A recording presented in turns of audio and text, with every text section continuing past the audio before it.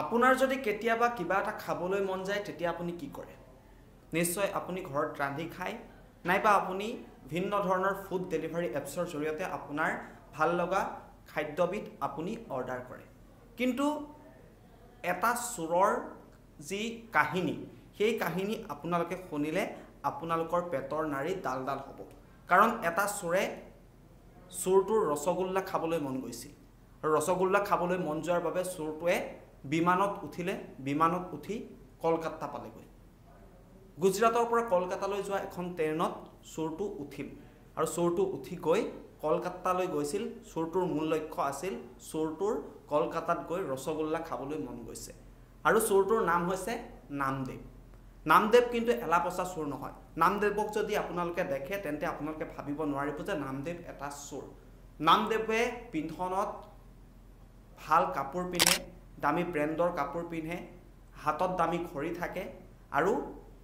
যিসকল লোক ট্ৰেইনত বা ৰেলত যায় তেওঁলোকৰ সৈতে মিলি যায় কোনেও ক'ব নোৱাৰে কোনেও কল্পনা কৰিব নোৱাৰে যে নামদেৱ হৈছে এটা চোৰ নামদেৱৰ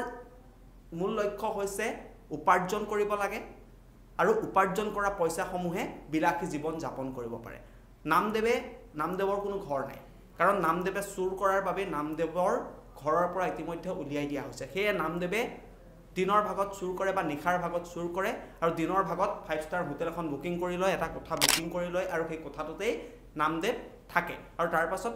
আন এটা প্ৰান্তলৈ যায় আন এটা প্ৰান্তৰ পৰা চুৰ কৰে চুৰ কৰাৰ পাছত আকৌ আন এখন হোটেললৈ যায় সেই হোটেলখনত নামদেৱ থাকে আৰু তাৰ পৰা ওলাই আহে এনেকৈ বিলাসী জীৱন যাপন কৰি আছে নামদেৱ নামৰ এটা চোৰে আৰু এই চোৰটোৰ কাহিনী এতিয়া পোহৰলৈ আহিছে কাৰণ নামদেৱক ইতিমধ্যে গ্ৰেপ্তাৰ কৰা হৈছে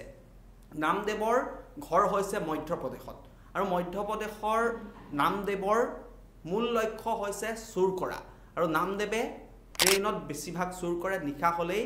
কলকাতা মধ্যপ্ৰদেশ গুজৰাট ইত্যাদি প্ৰান্তৰ বিভিন্ন প্ৰান্তৰ পৰা অহা ট্ৰেইনত নামদেৱে যাত্ৰা কৰে আৰু নামদেৱে যেতিয়া ট্ৰেইনত যাত্ৰা কৰে নামদেৱৰ পিন্ধন আপোনালোকে দেখিলে ভাবিব নোৱাৰিব যে নামদেৱ এটা চোৰ কিন্তু নামদেৱৰ মূল লক্ষ্য হৈছে চুৰ কৰা ট্ৰেইনত যেতিয়া নামদেৱে যাত্ৰা কৰে তাৰ মাজতেই নামদেৱে মহিলাসকলৰ পৰা বিশেষকৈ মহিলাসকলৰ পৰা গহনা গাঁথনি যিসমূহ আছে সেইসমূহ চুৰি কৰে আৰু ট্ৰেইনৰ পৰা নামি দিয়ে তাৰ পাছত সেই গহনাসমূহ বিক্ৰী কৰি যি পইচা পায় সেই টকাৰে নামদেৱে কোনো সঞ্চয় নকৰে নামদেৱে সেই টকাৰে বিলাসী জীৱন যাপন কৰে কেতিয়াবা যদি মন যায় কৰবাত ফুৰিবলৈ গুচি যায় কেতিয়াবা যদি মন যায় কৰবাত খাবলৈ গুচি যায় কেতিয়াবা যদি মন যায় 5 ষ্টাৰ হোটেলত গৈ 5 ষ্টাৰ হোটেলৰ কোঠাত বুকিং কৰি 5 ষ্টাৰ হোটেলৰ আমোদ লয় আৰু তেনেকৈ নামদেৱে নিজৰ জীৱন যাপন কৰি আছে আৰু নামদেৱৰ যি এই কাহিনী এটা পোহৰলৈ আহিছে শেহতীয়াকৈ নামদেৱক আৰক্ষীয়ে আটক কৰিছে আৰক্ষীয়ে যেতিয়া আটক কৰিছে নামদেৱৰ পৰা এটা বেগ উদ্ধাৰ কৰিছে আৰু সেই বেগটোত আৰক্ষীয়ে উদ্ধাৰ কৰিছে 34 লাখ টকা আৰু সেই 34 লাখ টকা সহ নামদেৱক উদ্ধাৰ কৰা হৈছে আৰু নামদেৱক আৰক্ষীয়ে জেৰা চলাই থকা হৈছে আৰু নামদেৱক যেতিয়া আৰক্ষীয়ে জেৰা চলাই আছে জেৰাৰ অন্তত পোহৰলৈ আহিছে নামদেৱে কৈ গৈছে নামদেৱে পূৰ্বৰে পৰা কি কৈছিল কি কৰি গৈছিল নামদেৱৰ বিলাসিতাৰ কথা কৈ গৈছে আৰক্ষীও ইতিমধ্যে ঘুটে পানী খাইছে নামদেৱৰ কথা শুনি কাৰণ নামদেৱে শেহতীয়াকৈ এটা ৰসগোল্লা খাবলৈ মন যোৱাৰ বাবে বিমানত টিকট ক্ৰয় কৰি বিমানেৰে কলকাতালৈ যাত্ৰা কৰিছিল এটা ৰসগোল্লা খাবৰ বাবে আৰু নামদেৱৰ যি এই নাভ্ৰুত নাচুত কাণ্ড সেই কাণ্ডই নিশ্চয় আপোনাৰ চকু কপালত তুলিছে হয় আপুনি ঠিকই শুনিছে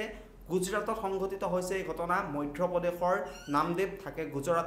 গুজৰাটত আৰক্ষী ইতিমধ্যে নামদেৱক আটক কৰিছে আৰু গুজৰাটৰ পৰা কলকাতালৈ নামদেৱ গৈছিল কাৰণ নামদেৱৰ এটা ৰসগোল্লা খাবলৈ মন গৈছিল আৰু নামদেৱৰ মূল বৃত্তি হৈছে মূল পেশা হৈছে চোৰ আৰু চুৰি কৰি যিমান টকা উপাৰ্জন কৰে সেই টকাৰে নামদেৱে কেৱল নিজৰ বিলাসী জীৱন যাপন কৰে আৰু অৱশেষত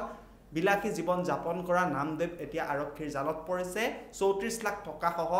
ৰসগোল্লা খাবলৈ গুজৰাটৰ পৰা কলকাতালৈ বিমানেৰে যাত্ৰা কৰা নামদেৱ এতিয়া গুজৰাট আৰক্ষীৰ জালত নামদেৱে এতিয়া আৰক্ষীৰ লকআপৰ ভিতৰত পাৰ কৰি আছে বিলাসী জীৱন